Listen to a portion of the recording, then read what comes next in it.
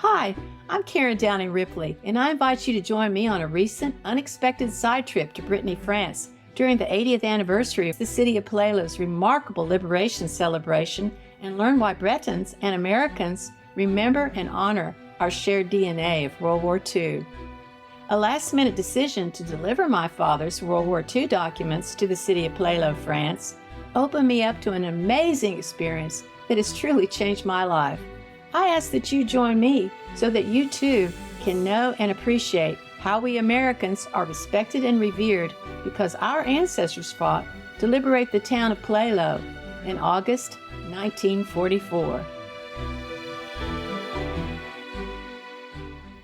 Burt and I continued to enjoy the myriad activities we were invited to join during the Plélo liberation. We experienced a wonderful mixture of events that everyone could join in. There were somber ceremonies of respect for all the heroes who had fought and died to preserve our democracy. In contrast, there were also exuberant celebrations of the indomitable spirits of all those who fought for and handed down the liberties we now enjoy. As free people, we too must be prepared to match the sacrifices made by our ancestors. We cannot let their sacrifices be lost like their blood in the sands of Brittany's beaches and the cobblestones of its town squares. On the first afternoon, we attended a ceremony honoring the firemen who were killed by the Germans when they were doing their duty to put out a house fire in the neighboring village of Château-Laudren. This special ceremony was attended by a large crowd. On display were renovated American Army military vehicles, vintage cars, and farm equipment of the 40s, as well as many reenactors wearing 40s vintage clothes. The crowd was lined up along the street, and the memorial was held in the square where several firemen had been shot and killed by the Germans when they were putting out a fire in one of the houses before the liberation. The firemen were just doing their regular duty, whether there was a war on or not. They were firemen. They were trained, and they were there to save their people and their property. The Germans just picked them off for sport. The pressure was on the Germans as the Americans and Allies advanced in Task Force A to force the Germans out of Britain. The 15th Cavalry's mission was to force the Germans east and liberate Brittany. As the Germans and Russians were retreating, they were angry and they became very, very hateful. The soldiers were killing civilians in spite. A neighboring village had been annihilated when all the people had been herded into the church, and the German soldiers had burned everybody alive. The ceremony acknowledged the horrible acts that happened to the people of Château-Laudren, who were held hostage for 4 years during German occupation. The ceremony was attended by around 30 sharply dressed Brittany firemen and women, standing at attention throughout the ceremony. They all wore blue jumpsuits and brightly colored red-orange helmets. The ceremony acknowledged the firemen's contribution throughout the war as they did their duty under severe duress. Vintage-dressed people were everywhere, and it transported everyone back to the 40s before the end of World War II. Following the firemen's ceremony, the convoy with all the vintage American Army vehicles, cars, ambulances, and tanks started moving down the route that Colonel Hamsley and his men traveled on their attack on the day of liberation. The crowd lined the streets and waved as the convoy passed by. Burt and I joined the excitement standing on the curb and applauding. We were very impressed. We couldn't believe all the vintage World War II military vehicles that kept rolling by. At one point, I was standing by myself as Burt had stepped back further in the crowd. He was really supportive during my visit to Plélo. He knew that I was anxious to get around and see everybody and to learn all that I could about the liberation. Burt kept his eye on me and just let me go. If I am ever at a loss, I'll look up in the crowd or across the room, and I will see him looking after me. As I am standing on the curb, looking at all the vehicles driving by, I am suddenly overwhelmed. I am touched so deeply that I feel that it's no longer just a lark to be there in this incredible, unplanned, synergistic experience. I was just overwhelmed. I was struck by how horrible it had been for these people who had to endure occupation for 4 years, how they had lost loved ones, how terrible it had been for everyone involved, how fear and deprivation has disrupted lives around the world, and how we Americans and our allies put their lives on hold to come to Europe to save democracy with men and boys like my dad. My dad, as a 17-year-old boy growing up on a farm in Ohio, had joined the Army to see and save the world. It was here on a beach in Brittany that he had been dropped off to fight for his life each and every day while watching his friends die around him. And this horror, it went on for years. There wasn't just one battle. There were battles every day all across Europe. How had Dad survived? Why am I here?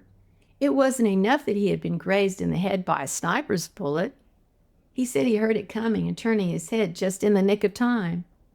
No Purple Heart could erase the vision of his best friend, burned alive in a Sherman tank, with nothing left of him but the cavalry boots he proudly wore.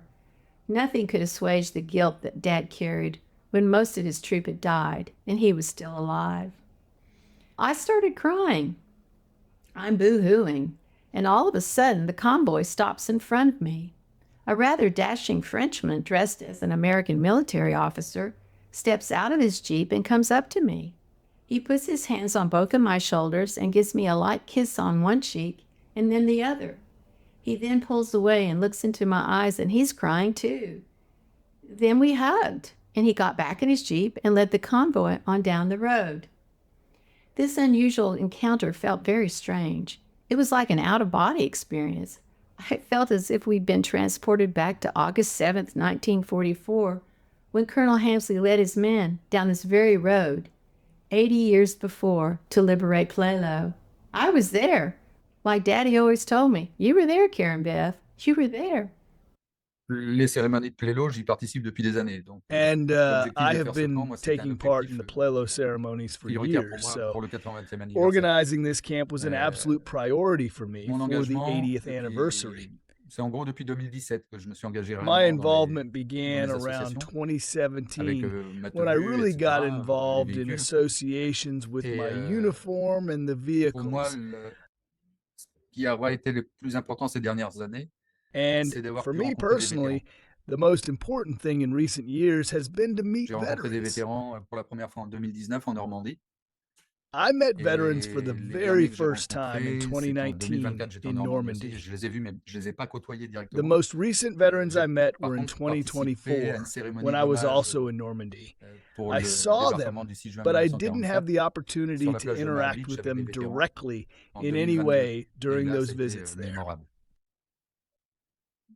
However, I C'est vrai que, participated in a je sais pas, ceremony paying tribute to the D-Day landings on June c'est un 6, ressenti qui est difficile à 1944, with some exprimer. veterans in 2022, and it À was chaque fois que je rencontre des unforgettable. familles de vétérans ou des vétérans, je Well, ressens quelque chose. Mais it's true that, I don't know, it's a ensuite, feeling that is extremely hard to je peux express. faire une My psychanalyse encounters peut-être with sur la chose, veterans mais or the descendants of veterans c'est are très dur. always profoundly moving Ma and rencontre avec les emotionally vétérans intense.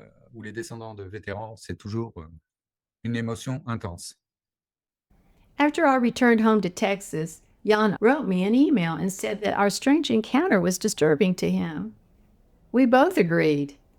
But it was just one more amazing experience in Plélo to be remembered and respected. I told Burt what had happened, and he said, "Oh, yeah, you mean the guy with the mustache?" I had no idea what Burt thought at the time when I was getting a biz kiss from the leader of the convoy. After 29 years, he always knows what I'm up to. Burt and I experienced an amazing day of celebration and soon learned that the festival was just getting started.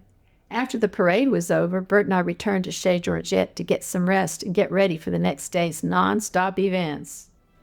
Join me for the next episode of You Were There, Karen Beth, and you will see how Bretons pull out all the stops to celebrate Plélo's liberation by dancing through the night. Enjoy the 40s music of a Navy dance band under a starry, starry night, capped off by an amazing fireworks display.